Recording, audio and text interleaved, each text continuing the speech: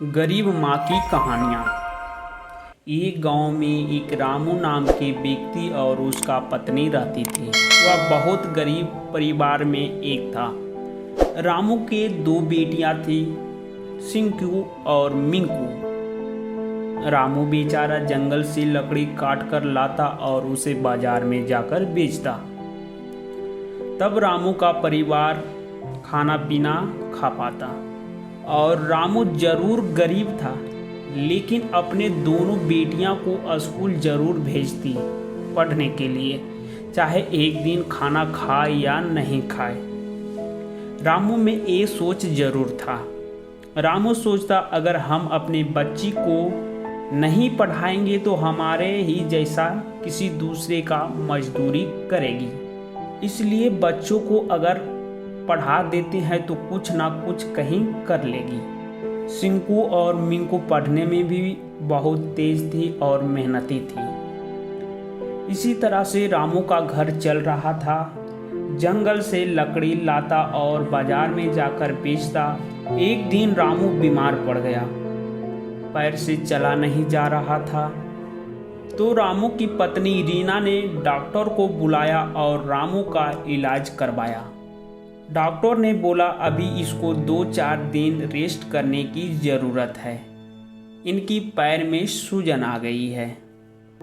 और रीना ने बोली, डॉक्टर साहब आपका कितना फ़ी हो गया? डॉक्टर साहब ने बोला, हमारा 200 रुपया हुआ है। और रीना के पास घर में 200 रुपया ही बचा हुआ था।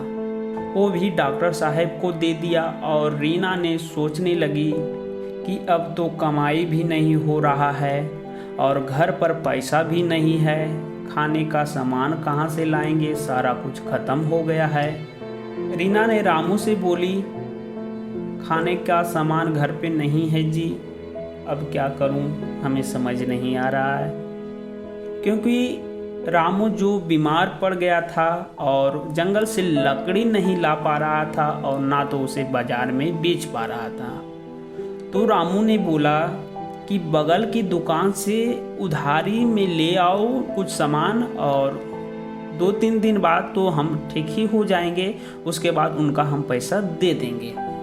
तो रीना ने सामान लाने गया, सामान खाने पीने का सारा चीज़ ले लिया और दुकानदार से बोला, हमारे पति अभी बीमार है, हम आपको 3 से 4 दिन के अंदर आपका पैसा है जो कि दे दूंगा। लेकिन जो दुकानदार था थोड़ा बदमाश टाइप का था। दुकानदार ने बोला, सामान तो जरूर ले जा रहे हो, लेकिन 3 से 4 दिन के अंदर हमें पैसा दे देना, नहीं तो इसका अंजाम बुरा होगा। तब भी रीना इस बात को सहन किया, क्योंकि उसका मजबूरी था। और रीना अपने घर गई, खाना पीना बनाई, सभी परिवार मिलकर खाई। 2-3 दिन बाद फिर से सामान खत्म हो गया। तो उस दिन सभी परिवार को भूखा सोना पड़ा, क्योंकि अगर रीना दुकानदार के पास उधारी में सामान लेने जाती तो उसका पीछे का बकाया मांगता और बोलता कि पीछे की बकाया दिया नहीं हो, अब नया उधारी लेने चली आए हो। इसलिए रीना ने एक दिन भूखा रहना सही समझा और रामू का थोड़ा तबीयत सही हो गया, थोड़ा बहुत बचा हुआ था। तब भी मजबूरी में रामू जंगल से लकड़ी लाने गया और बाजार में जाकर लकड़ी बेचा और दुकानदार का जो बकाया था पैसा दे दिया। और इसी तरह से कुछ दिन घर चला और फिर से रामू का तबीयत बहुत ज़्यादा खराब हो गया। और 2-3 दिन बाद रामू का मृत्यु हो गया।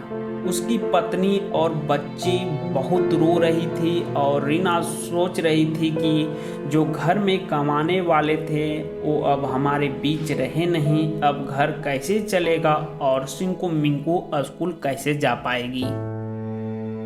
रीना ने सोचा कि हमें ही काम करना पड़ेगा और बाजार में जाकर रीना ने एक काम ढूंढ लिया, झाड़ू पोछा करने का काम उसे मिल गया। और रोज रोज काम करने जाती और बेचारी कर ही क्या सकती थी। रीना की कोई सहारा अब तो बचा नहीं था। रीना का घर इसी तरह से चल रहा था। उसकी बच्ची स्कूल जा रही थी, पढ़ने में भी बहुत अच्छी थी। रीना जहाँ काम कर रही थी उसका मालिक को दया आ गया। सोचने लगा कि ये बहुत मेहनती है, और मालिक ने बोला, रीना जरा इधर आओ, मेरे पास 3-4 गाय है, उसमें से एक गाय तुम ले लो, क्योंकि तुम्हारा तो पति भी नहीं है, कोई तुम्हारा तो सहारा नहीं है। अगर तुम एक गाय ले लेती हो, कुछ दूध बेचकर तुम रुपया कमा सकती हो। और मालिक ने उसे गाय दे दिया और रीना ने अपना घर ले चल गया और गाय को खिलाती पिलाती और दूध बेचने लगी। गाय उसका एक और सहारा बन गया, थोड़ा और घर अच्छा से चलने लगा। और कुछ दिन बाद सिंकू मिंकू की पढ़ाई भी ख़त्म हो गया। रीना का एक घर का टेंशन हट गया कि अब बच्ची को पढ़ाई ख़त्म हो गया है, और इसी तरह से घर चल रहा था। एक दिन सिंकू और मिंकू दोनों इंटरव्यू देने गई और मिंकू की सिलेक्शन हो गया, और दोनों बहन बहुत खुश हुई। बोली, अगर हम मम्मी को बताएंगे तो और ज़्यादा खुश हो जाएगी।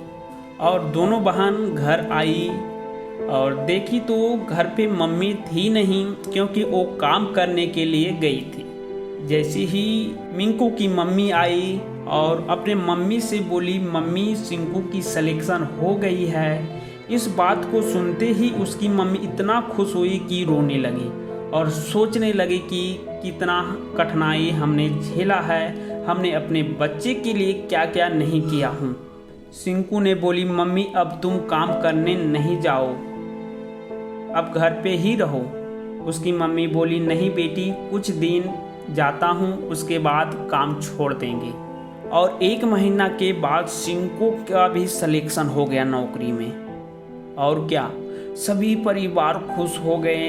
रीना अपना काम छोड़ दिया और घर में ही रहने लगी, और घर में कुछ चीज़ का कमी नहीं था, सब कुछ घर पर आ गया।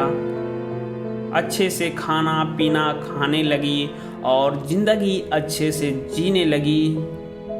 और दोनों बच्ची ने रीना का पति ना होने का एहसास भी नहीं होने दी, और सभी परिवार खुशी खुशी रहने लगा।